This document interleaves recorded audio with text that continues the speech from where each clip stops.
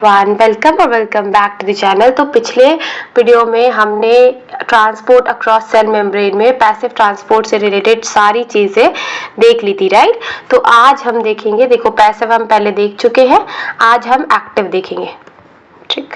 अब active transport में होता क्या है, सबसे पहले तो हमने पूरा का पूरा पैसिव जो ट्रांसपोर्ट देखा था उसमें हमने क्या समझा था कि काजल दी पैसिव के दो इंपॉर्टेंट फीचर्स हैं कि ये डाउन दी ग्रेडियंट होगा, मतलब टूवर्ड्स दी फ्लो होगा, यहाँ हाई होगा यहाँ लो होगा तो ये टूवर्ड्स दी फ्लो जाएगा।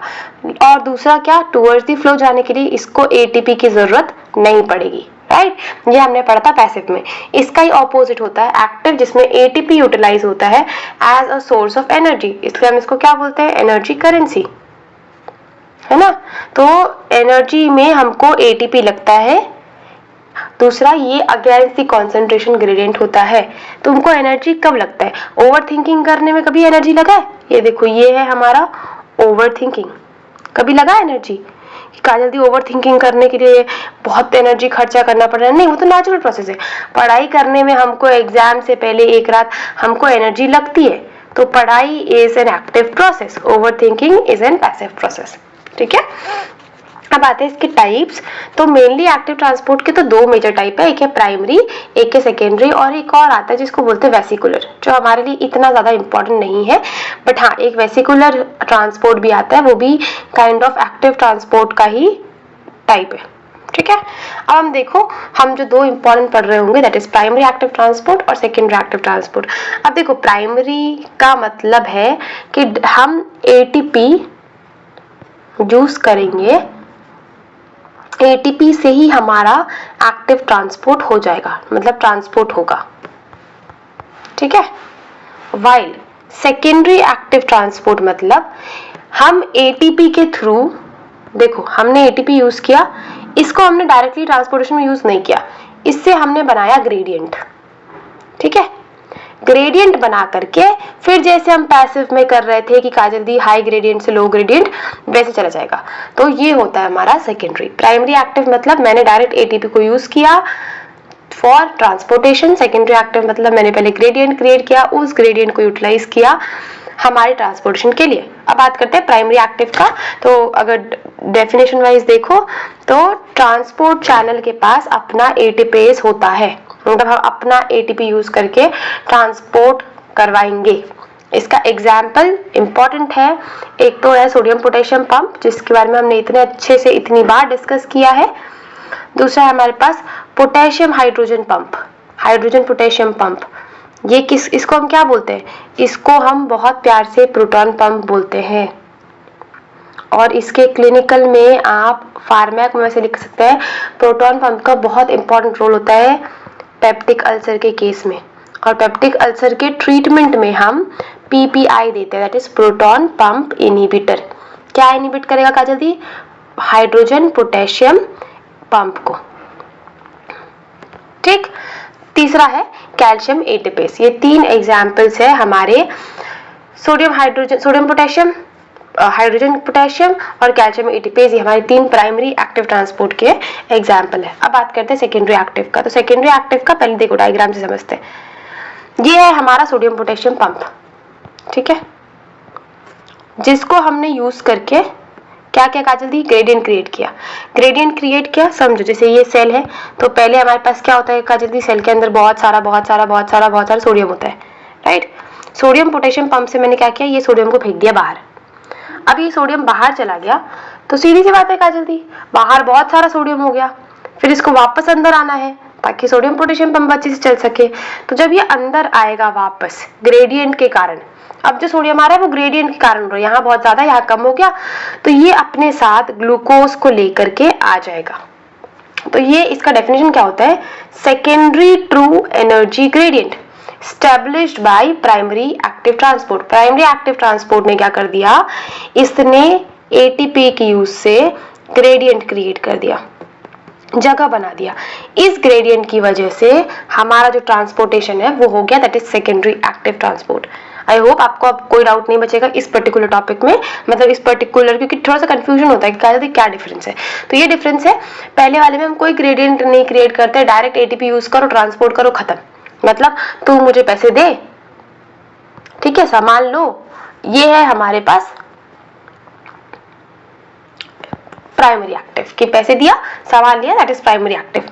वाई जो सेकेंडरी एक्टिव होता है वो तुमने पैसे किसी और को दिए, तुमने पैसे से कुछ और काम किया, वो जो खरीदा उससे तुमने किसी की हेल्प की या उससे तुमने ट्रांसपोर्ट करवाया, that is secondary active transport. अब आता है हमारे पास दूसरा, दैट इज इसमें एक चीज जानने की जरूरत है, इसके टाइप्स, इसके दो फर्दर टाइप्स है, दैट इज सिम्पोर्ट और एंटीपोर्ट। सिम का मतलब साथ में, सेम, सिमिलर, साथ में, सेम याद कर लो। सिम्पोर्ट मतलब क्या होता है, इधर इधर दोनों एक डायरेक्शन में जा रहे हैं, दैट इज सिम्पोर्ट। इधर और इधर दोनों ऑपोजिट डायरेक्शन में जा रहे हैं, दैट इज एंटीपोर्ट। ठीक है, ये दो तरह के इसके टाइप्स हैं। जब दोनों सब्सटेंस सेम डायरेक्शन में मूव करेंगे इसको हम सिम्पोर्ट बोलेंगे। इसके एग्जाम्पल्स अलग अलग चैप्टर से लिंक करके देखो। तो एक है सोडियम ग्लूकोज ट्रांसपोर्ट, जो हमने पहले एग्जाम्पल में देखा था डायग्राम में, तो इसको सोडियम ग्लूकोज लिंक ट्रांसपोर्ट बोलते हैं, लिंक ट्रांसपोर्टर कहीं कहीं, बट सोडियम ग्लूकोज ट्रांसपोर्टर हम शॉर्ट में याद कर सकते हैं, जो कि SGLT1 हमारा GI में है और SGLT2 जो है वो हमारा PCT में। इसके अलावा हमारे पास ये बहुत इंपॉर्टेंट रोल प्ले करता है जब हम आगे डायूरेटिक्स वगैरह पढ़ेंगे। तो जो सोडियम पोटेशियम 2 क्लोराइड एक्सचेंजर है या को ट्रांसपोर्टर है, ये क्या करता है, ये प्रेजेंट है हमारे थिक असेंडिंग लिम्ब में, और इसका मेन हमारा जो ये 3 आयन है इससे रिलेटेड एक्सचेंज में होता है। और तीसरा हमारे पास आता है थायराइड ग्लैंड में, that is sodium iodide symport. जब हम एंटी थायराइड ड्रग देखते हैं तो उसमें एक ड्रग इस पर्टिकुलर आयन को भी या चैनल को भी ब्लॉक करता है, तो एंटी थायराइड ड्रग में आप इसका सिग्निफिकेंस आगे पढ़ रहे होंगे। तो ये हमारे 3 सिम्पोर्ट के एग्जाम्पल है। Antiport, substance move in opposite direction. अब इसका एग्जाम्पल जैसे कि क्लोराइड बाइकार्बोनेट हमने देखा है, ये हमारा RBC था और यहाँ पे एक पंप होता था, जिसके कारण क्या होगा काजल दी, बाइकार्बोनेट आ जाएगा बाहर, है ना, क्लोराइड आ जाएगा अंदर। इसको हम एक और चीज बोलते थे, हैमबर्गर फिनोमेना या क्लोराइड शिफ्ट, कुछ कुछ इसको नाम से जानते थे ना, क्लोराइड शिफ्ट, ताकि जो हमारा बाइकार्बोनेट है वो प्लाज्मा में आ सके। तो ये कुछ हमारा एंटीपोर्ट का एग्जाम्पल है, जिसमें आता है क्लोराइड बाइकार्बोनेट एक्सचेंजर, जिसको एनायन एक्सचेंजर बोल सकता है, ये प्रेजेंट होता है हमारे RBC में। तो ये है कुछ एक्टिव ट्रांसपोर्ट से रिलेटेड इंफॉर्मेशन। अगर आपको एक्टिव ट्रांसपोर्ट 5 नंबर में पूछता है और अगर आपके पास ऐसा लग रहा है कि काजल दी और लिखना है, तो सोडियम पोटेशियम पंप को जोड़ देना इसमें, अच्छा खासा बड़ा सा लॉन्ग बन जाएगा, आंसर बन जाएगा आपके लिए। इसके अलावा फिलहाल के लिए आपको बस एक चीज याद रखना है कि काजल दी एक्टिव ट्रांसपोर्ट का क्या मतलब है, आप डेफिनेशन बताएंगे। टाइप्स में आप प्राइमरी, सेकेंडरी, वेसिकुलर बता सकते हैं। वेसिकुलर में भी आता है एक्सोसाइटोसिस, एंडोसाइटोसिस, ये आता है एक्सोसाइटोसिस और एंडोसाइटोसिस जो होता है वो वेसिकुलर ट्रांसपोर्ट में आता है। ठीक है, अब हमको एक चीज देखना है, फिर हमको पता है प्राइमरी मतलब क्या है, कि जो मेम्ब्रेन है उसके पास खुद का एटीपेज है, तो एटीपेज है तो ये खुद एटीपी को तोड़ेगा, एटीपी को तोड़ के जो हमारा ट्रांसपोर्टेशन है वो करवा देगा। वही सेकेंडरी एक्टिव ट्रांसपोर्ट क्या करेगा, पहले एटीपी को तोड़ के हमने बनाया ग्रेडियंट, माहौल दिया, माहौल क्रिएट करने के बाद चीजें ऑटोमेटिक हो गई। तो ये होगा सेकेंडरी एक्टिव ट्रांसपोर्ट। इसके भी फर्दर हमारे पास टाइप है, दैट इज सिम्पोर्टर्स और एंटीपोर्टर्स। सिम्पोर्टर्स अगर सेम डायरेक्शन में मूव करें, एंटीपोर्ट्स ऑपोजिट डायरेक्शन में मूव करें। 2 एग्जाम्पल्स इसके याद कर लो, एक एग्जाम्पल इसका याद कर लो। तो ये है हमारा पूरा का पूरा एक्टिव ट्रांसपोर्ट से रिलेटेड। और वेसिकुलर ट्रांसपोर्ट अगर पढ़ना है तो बताओ, क्योंकि ये इतनी फ्रीक्वेंटली हमारी यूनिवर्सिटी एग्जाम में नहीं पूछा जाता। अगर लॉन्ग आंसर पूछेगा तो आप बता सकते हैं कि एक्टिव ट्रांसपोर्ट में एक तीसरा फॉर्म ऑफ ट्रांसपोर्टेशन है जिसको हम वेसिकुलर ट्रांसपोर्टेशन बोलते हैं, और उसमें भी एनर्जी होता है बट उसमें कॉन्सेंट्रेशन ग्रेडियंट का कोई ज्यादा सीन नहीं होता। तो ये एक डिफरेंस आ जाता है एक्चुअली में, जो अगेंस्ट द कॉन्सेंट्रेशन ग्रेडियंट है ये हमारे वेसिकुलर के लिए नहीं लगता। ठीक है, वेसिकुलर के लिए नहीं लगता। तो आप एटीपी से भी बता सकते हैं कि अगर एक्टिव है, तो अगर आपको डिफाइन करना अच्छी तरह से तो आप ये वाला डेफिनेशन लिख सकते हैं, ATP utilise as a source of energy, उसमें हमको एक्टिव ट्रांसपोर्ट बोलते हैं। ठीक है, तो ये था इस वीडियो के लिए। अब हम मिलेंगे नेक्स्ट वीडियो में। Till then bye bye, take care.